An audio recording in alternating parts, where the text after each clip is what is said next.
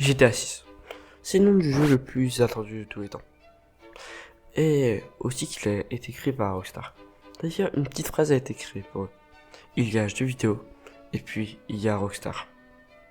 Et oui, vous l'avez tous, aujourd'hui on va parler du studio qui fait rien dans tout le monde. Rockstar Games.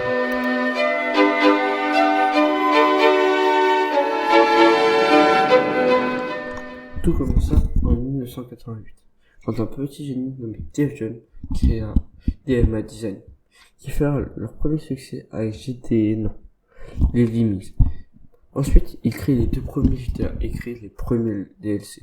Comme quoi, ils avaient déjà sorti la vibe que tout le monde utilise aujourd'hui. En parallèle, en 1998, une entreprise de PMG Interactive se fait racheter par Take-Two. Et ces derniers les renomment Rockstar Games. Un an plus tard, Rockstar Games achète le fameux DMA Design, qui deviendra Rockstar North. Ah, d'ailleurs, Take-Two, cet éditeur incroyable, qui, ayant que 3 studios, permet d'avoir des jeux bangers, comme Borderlands de 2K, les GTA de Rockstar, et non, il y a aussi Zynga, c'est des jeux mobiles. Bref, fermons cette parenthèse sur l'acheteur de Rockstar, et revenons à Rockstar en lui-même. En 2002 sort le premier opus de la série GTA en 3D, je parle bien de GTA 3, écoulé à 8 millions de copies, et ensuite critique malgré les polémiques autour et de sa violence. Aussi car soi-disant ça a encouragé les discriminations. Aussi c'est aussi à cause de lui que Walmart a annoncé que tout jeu classé M par l'ESRB, les pays en Amérique, une carte d'identité sera demandée aux acheteurs, qui sembleraient avoir moins de 17 ans. La même année sort GTA Vice City. On joue dans un Miami des années 80.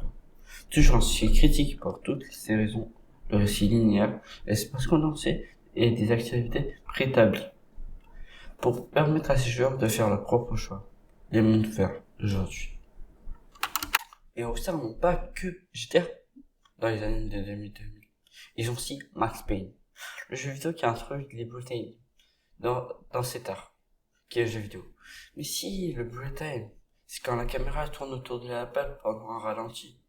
Attendez, hop, et voici un exemple. Mais maintenant, laissez-moi faire un synopsis de Max Payne. Max Payne est un détective. Un soir, il rentre chez lui, il voit sa femme, son enfant, mort. Il se jura de trouver l'assassin de sa famille et de le tuer. Avec le sujet de tous ces jeux, Rockstar s'assoit sur ses milliers et installe des studios partout sur Terre pour s'asseoir sa dominance sur toute la Terre.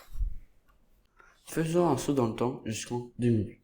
Entre-temps, Rockstar a acheté plusieurs studios. Terry Donovan a quitté et a été remplacé par Gary Dale, ancien directeur général de Capcom.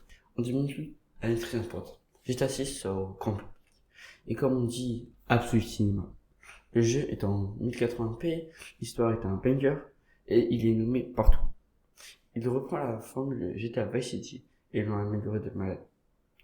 En plus de son succès, Rockstar nous sort le premier Red Dead Redemption et La Noire, ou encore Max Payne 3.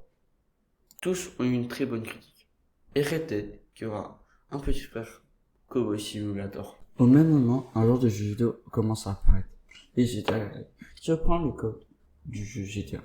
Dans les plus connus, il y a les Mafia, les Syntro et Hotline Miami. Lui, c'est un très bon jeu qui a une réflexion sur la violence, mais pas un GTA avec. Et là, c'est le drame. En 2010, une lettre anonyme a été envoyée au site de jeux vidéo Joystick, dans laquelle sont dénoncées les mauvaises conditions de travail créées dans les studios Rockstar à San Diego et à Rockstar Vancouver, qui eux travaillent sur Max Payne 3. En effet, les employés travaillaient 14 heures à 16 heures par jour, et cela 6 à 7 fois par semaine. Ce qui est bien évidemment énorme. L'alerte affirme que Rockstar aurait supprimé 2 semaines de vacances à ses employés. Rockstar Vancouver fermera 2 ans après, juste après la sortie de son jeu. Nous y sommes, 2013. J'aime le jeu le plus vendu de tout le temps. Il sort enfin. GTA 5.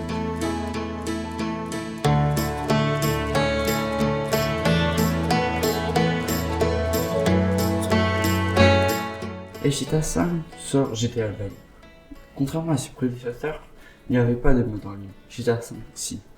Vous y avez déjà sûrement joué, vous aurez vu la diversité de serveurs. Mais revenons à GTA V qui se déroule dans l'état fictif de San Andreas. Comme le jeu où j'ai pas mentionné, mais plus sérieusement, dans la ville de Los Santos. Le jeu est un succès critique, qui donne une claque à toute l'industrie du jeu vidéo. Le jeu est rapidement le deuxième jeu le plus vendu de tous les temps, avec 210 millions, loin derrière le premier Minecraft, mais loin devant le troisième Wii Sport. Mais posons-nous la question.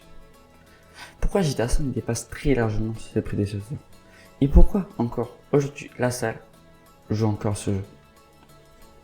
Déjà, commençons par son info, qui au lieu de faire une longue cinématique bien chiante, bien longue, vous met tout de suite dans l'action, avec la mécanique de jouer 3 personnages pendant un braquage.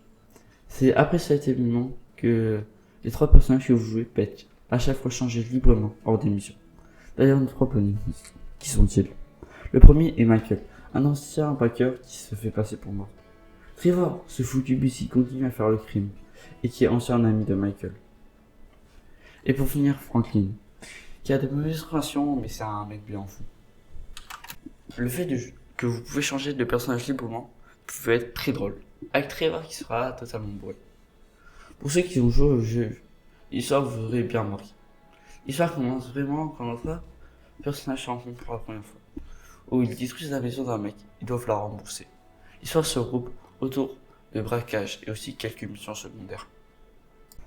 Maintenant, parlons du truc le plus important de GTA. Selon moi, le monde de GTA V est immense, avec 3 villes principales.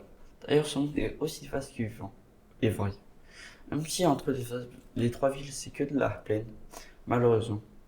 Mais je vous ai dit que le jeu est très vivant, grâce aux personnages qui ont chacun une propre vie. Si vous les suivez, ils vont travailler, ils repartent chez eux le soir. Quelquefois, ils prennent un petit verre de vin. Les PNJ ne se baladent pas sans but, mais avec une routine, sans parler des amis qui rend le jeu encore plus vivant dans les campagnes. Cette sensation est renforcée par le fait de changer de protagoniste. Ils se retrouvent dans un autre endroit faisant une autre action, ce que on a laissé. Sans parler de son mode en ligne, même si je vous en ai déjà parlé, il reste encore un message aujourd'hui. Pour finir, parlons de GTA 6. À l'heure où j'écris cette vidéo, Rockstar vient d'annoncer une date, le 26 mai 2026.